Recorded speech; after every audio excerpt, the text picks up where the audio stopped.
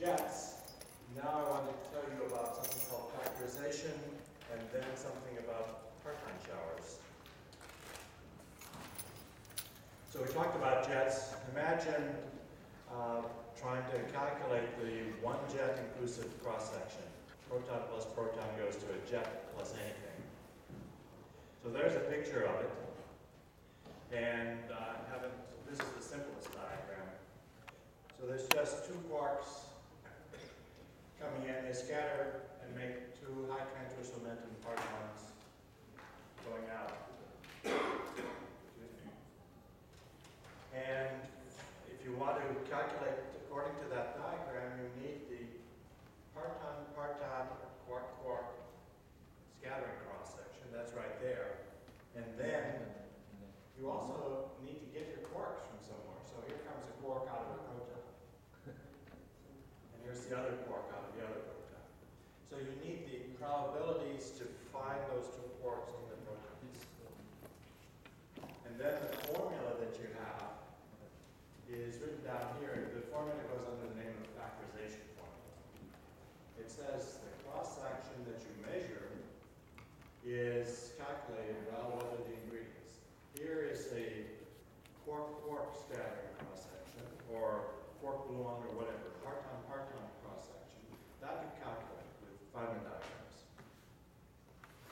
But you have to multiply that by the probability function that tells you how many partons there are in proton. So that's this thing, F. And F here is telling how many partons of type A there are in a proton that carry a momentum fraction Ca. And we're integrating over Ca. So C is the fraction of the longitudinal momentum of the proton that is carried by that particular parton. And there's one for hadron A, and there's another one for hadron B. And there could be several types, up quarks, anti-up quarks, gluons. We're summing over all the types of partons. So there's a formula that makes great intuitive sense. And it was written down long ago in the 1970s on more or less an intuitive basis. So let's look at that. What are the parton distribution functions? That's the new ingredient that we're doing just now. Here's the picture of the parton distribution. It's represented by the orange thing. And C, to be quite precise about it, is the parton 0 component of momentum plus the 3 component of momentum divided by the 0 plus 3 component of the momentum of the proton. So it's a momentum fraction. 0 plus 3, the protons got large plus 3 momentum. This is the biggest component of the proton momentum. So we're just asking what's the fraction of that momentum carried by the parton. And then the parton can also have some transverse momentum, so PA transverse. But I'm supposing that that's much less than the transverse momentum of these jets. So I just neglect it when I'm doing this calculation. And then I need this function f, and in principle there is an operator definition of that. It's a matrix element in proton state of certain quantum field theoretic operators. And those operators you can actually measure in lattice QCD, although not very well. So you use that operator to integrate over the transverse momentum of the incoming parton. And then if you were to do that too naively, integrate over the transverse momentum, it would be divergent. So you cut off the integral using a fancy way of cutting it off. But basically, you cut off PT so that it's less than some scale mu f, f's mu factorization. And what you do is just set mu f equal to PT jet, or 2 PT jet, or something like that. That way, the transverse momentum of the partons here is less than the transverse momentum of the jets, and you're able to neglect the calculation. Okay, that's a simple idea. It's pretty intuitive. But we need numerical values for the parton distributions. And we're not numerical values from Lattice QCD. It's way inaccurate. So what do? We say that there's lots of experiments. This is just one example, jet cross-section, but there's, most importantly, experiments on deeply elastic electron scattering. And all those experiments have an expression like this, with either two parton distribution functions, like I've made here, if there's two protons, or if there's only one proton, then there's one parton distribution function. Either way, there's something you calculate, there's something you measure, and there's a parton distribution function. So now what you can do is take the measurements and fit the parton distribution functions to the measurement. And that's and you fit it at a given value of UF, and UF equals 2 GeV or something like that. And then from there on, you can find the parton distribution function of any other UF by an evolution equation, because the MUF was defined by basically putting a cutoff on the integration over transverse momentum, and you can just change what that cutoff is, and you know how the evolution equation that arises from changing the cutoff. Okay, so you put in lots of experimental information, you get out parton distribution functions, and there's basically three main groups. MSTW, CTEC, and Neural Net Group have figured out parton distributions and published them. And that's what everybody uses to get things that are now comparable to experiment.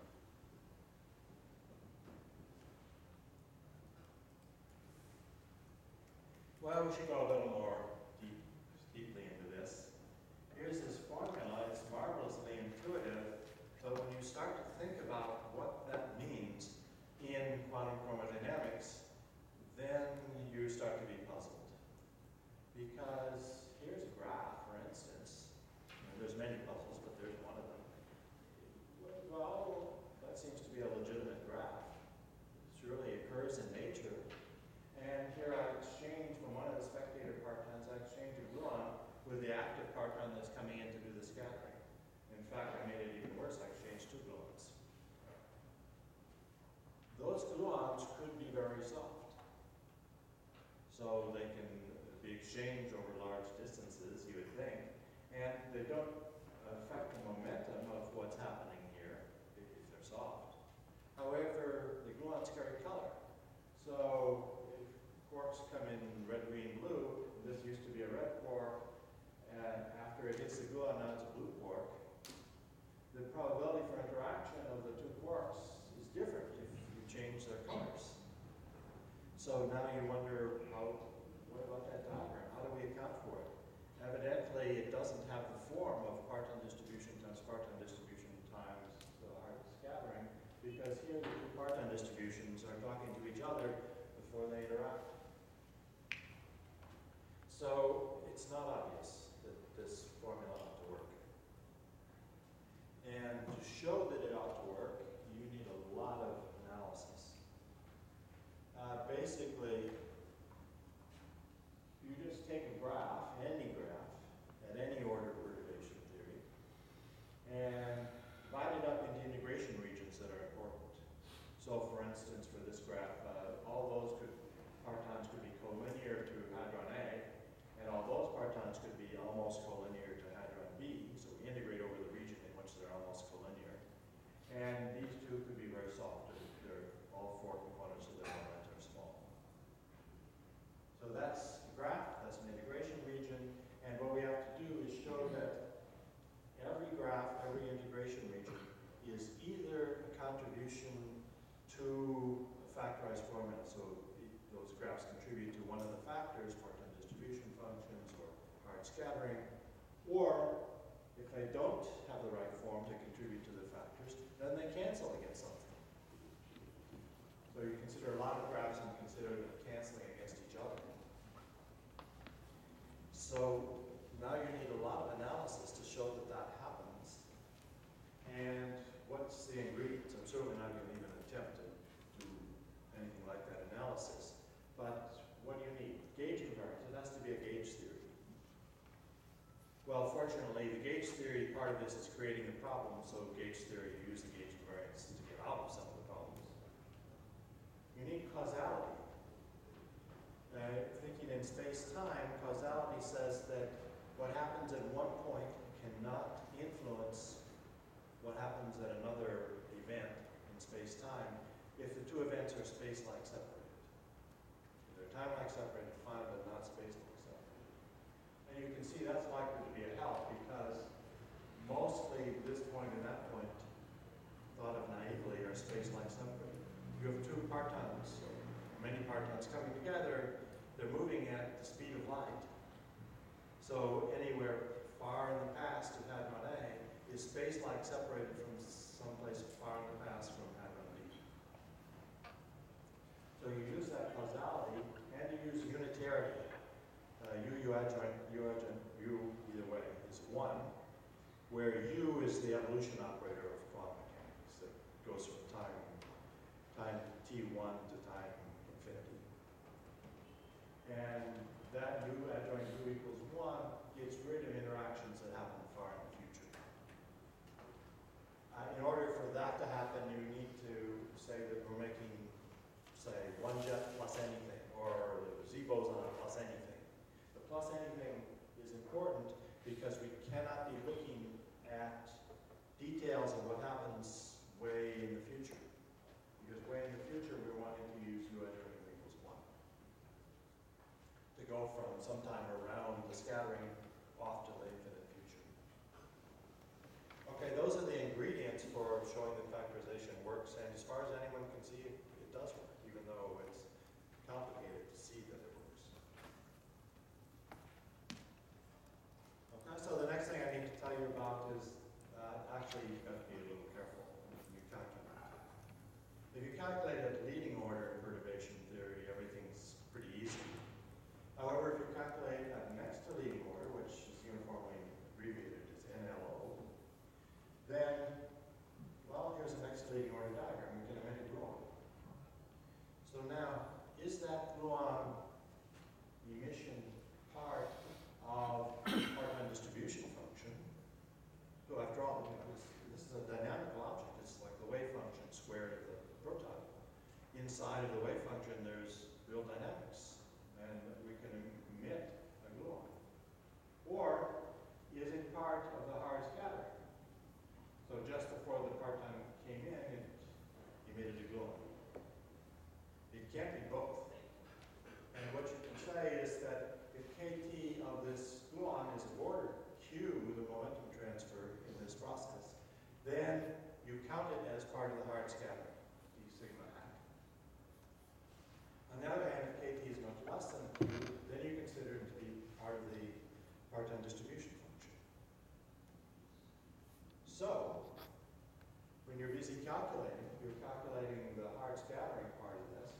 Part-time distribution functions come from measurements, but you calculate the hard scattering part. Calculating the hard scattering part means including emission of that gluon. But you should subtract out of the gluon emission the part of it that comes from low transverse limit. So that's what you do. And it's not all that hard, but it's part of the calculation if you want to do next to leading order calculations. So let me just say then a little bit about next to leading order and next to leading order calculations. There's a big industry to do that. And it's very difficult, especially next to leading order.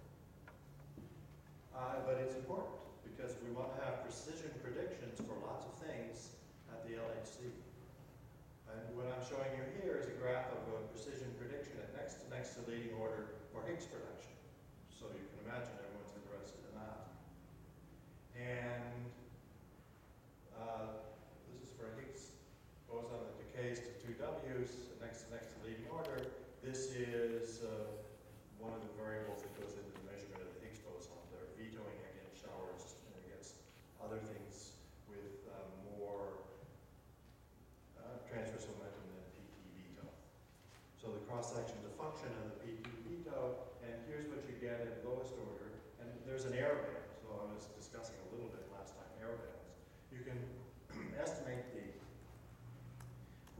uncertainty of the lowest order calculation from leaving out next to leading order and next to next to leading order by varying the scales. Mu f that I told you about just now, and mu r it's called, the scale in alpha strong. So we just vary those by a factor of 2. It's not real good, but it gives you some idea of what the error is. And done that way, here's the error on the lowest order calculation. About plus or minus 25%, which you might think is maybe a little bit too small. You do the same calculation at next to leading order, and you get a different answer because you put in more graphs. And you get an error band. Now here you can see that from there up to there, the answer shifted by more than your guessed error band. Well, okay, so it's a kind of a crude method of estimating errors, and it didn't work all that well here. But now you do the calculation at next to leading order, and you get a new cross-section. That's this red one, and a new error band. And now, fortunately for us, the error band got smaller. So we're doing better by having a higher order calculation. And now the new answer is kind of right at the edge of the old error band, which is about what you expect. Errors, that's the expected error. You expect to be off by about that much, either to the top or the bottom of the blue band, and you're at the top. So that error estimate worked pretty well. And now we know the cross-section for Higgs production really quite nicely. Okay, that's what I wanted to say about just factorization and cross-section formulas and next to leading order calculations. Now, what I want to do is talk about something that uses the idea of factorization, but it's a little more involved. That's Parton-Shauer event generators. These things are essential to the interpretation of the experiments at the LHC. If they were erased from the disks of ATLAS and CMS, the experiments would just fall apart. Not the physical apparatus, but all the interpretation. So you really need these things. The most well-known ones are Pythia, Herwig, and more recent one is Sherpa. And what they do is provide detailed cross-sections for the production of many mesons, many baryons, not just a few jets. It's really telling you to get 35 pi pluses and 12 pi minuses, whatever, coming out in every which way. It gives you the cross-section. And as part of this, there's a hadronization part. That's not really QCD perturbation theory, that's a model. And then there's a Parton-Shauer part that's based on QCD diagrams that I'll talk about. So the Parton-Shauer part has many orders of perturbation theory, and sometimes it's alpha strong of Q, where Q is only a couple of GeV. So it's not really all that accurate, and it's only lowest order. However, it's got a lot of detail in it, and that's what makes it good. So not as accurate as next to leading order perturbation theory, but really very useful because of all the detail it provides. So how are we going to understand that? So I just drew you a little picture of what happens inside of a Parton-Shauer. And you should think of it as based on perturbation, at least that's the way I think about it, based on factorization, but at many different scales, not just one scale. So here's our hard interaction for quark-quark scattering. That's hundreds of GeV on the same scale. And then there's some interactions that are less big momentum transfer. So the next biggest one is this one. That's an initial state emission of quark commencing gluon. And let's say that's only 100 GeV. And then the next softest one is this one. That's a final state emission. Let's say that's 50 GeV. And then the next softest one, that's this one. And then the next softest one is that one. Maybe the last one is only 5 GeV. So we're going from hard to soft as we go from the middle of this diagram to the outside. And what you think about that as increasing the resolution of what you're looking at. So at the highest scale, right in the middle, we're just ignoring whatever happens that's softer. So we have to imagine that we're measuring something that is insensitive to anything that's soft. But as I go outward in this picture here, I get to softer and softer things, and I get to more and more detailed measurements being possible. So you imagine that happens in shower time. Shower time means shower time is 0 in the middle here, and then it increases as you go out. And so I just drew the same diagram here, but now shower time going to the right. So thought of that way, there's a hard interaction in shower time 0, then nothing is happening here. And then there's an emission that was this emission, drawn over here. Then nothing happens, and then there's another emission at a later shower time that means soft. So you just translate it into a picture like the right-hand picture.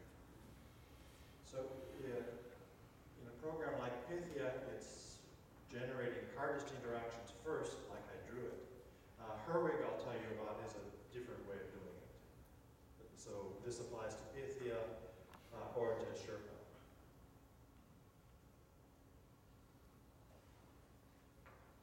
So in this algorithm, the splitting vertices, that's these little red things, you put in numerical things there. Their functions, they give the probability for a parton to split with a given way of sharing the momentum of the mother parton, sharing it with the daughter parton. So maybe the mother takes, the daughter A has 1/3 of the longitudinal momentum of the mother, and daughter B has 2/3. And they have some way of sharing, they develop some transverse momentum. So all the way of sharing a mother's momentum, dividing it up into the daughters, that's in these red functions. And those are approximations to the results from QCD Feynman diagrams. And in the practical implementation of this, in PCSA, the shower is generated as what's called a Markov process. That's just a technical name. Which means, given the shower configuration and shower time Ti, so maybe I is 3 here, so that shower time, given the configuration of which partons you have at that time, you select the variables for the next splitting using random numbers. So inside, you have a computer to do this, of course. Your computer has a random number generator, you generate some random numbers, and determine how that parton is going to split according to a probability function, which that's the splitting functions. So inside your computer, the computer just makes a choice for each splitting, probabilistically, and then it makes another choice and another choice, until the end, when you finally get to a large shower time that's soft scales of 1 GeV, then you just stop it. And then you turn on the hadronization module. So that's basically how it works. Here, just put in a little bit of history. How did this come about? It certainly didn't just fall out of the sky. It started off mainly with electron-positron picture, or electron-positron annihilation of hadrons. You still have the parton showers, you just don't have the initial states there. So in the late 1970s, people were doing this with a partonic cross-section, and then fragmentation functions, just some made-up functions that say how the parton, the original parton, is going to turn itself into hadrons. But in 1980 or so, one got something quite a lot better with iterative splitting. So here I do electron-positron goes to hadrons, and quark goes to quark plus gluon, gluon goes to gluon plus gluon, iteratively, with the Markov process kind of idea. And Fox and Wolfram did that, and Puerto Rico did that. So that's a very big advance to really, instead of just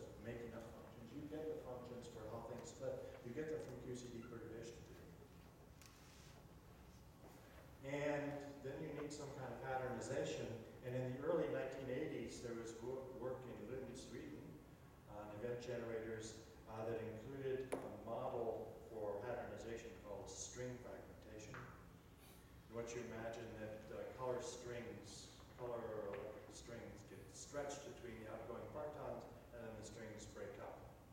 And that was made up by Bo Henderson and his student, Kjorvan Sjöström. We needed another idea. Now I bring in back the partons coming in from the initial state. The way I describe it, we're starting here and then we go this way and that way to softer and softer interactions. But as I go to softer and softer interactions, in the initial state I'm going backwards in time. So that's called backwards evolution. That's pretty unintuitive. People like to think that you started there with a parton and a proton and then it emitted some stuff. And the emissions got harder and harder. That's really impractical to think of it this way. So that was the intuitive way, but the unintuitive way is really much better. And that was introduced in 1985 by Sjöström, and a similar version was introduced by Gottschalk.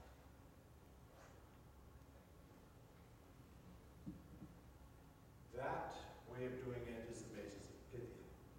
And Sjöström is the original author of Pythia. So let me tell you about something else. All these partons are carrying color. And here's a gluon. It's split into two gluons and it emits, say, a really soft gluon at right angles. So you can look at the Feynman diagram for this Feynman diagram. And look at this Feynman diagram where the gluon, the soft gluons emitted from the other two daughter gluons. But the two daughter gluons are going in almost the same direction. The soft gluon doesn't really resolve. It just sees one color charge going along. And what that means is, even though each daughter separately emits the soft gluon, it looks as if the mother parton, which carries the total color of the two daughters, is the one that emitted it. So something going in the mother direction, and I drew it with this special line, that's called an iconal line. It's just some parton that can absorb any amount of momentum going in the direction of the mother. That's what emits the gluon. That's how it seems anyway. And if you replace those two gluon emissions by that one gluon emission, you get the right answer. In the case that it's gluon emitted is really soft and wet angle. In particular, if this angle here is bigger than the angle between those two partons.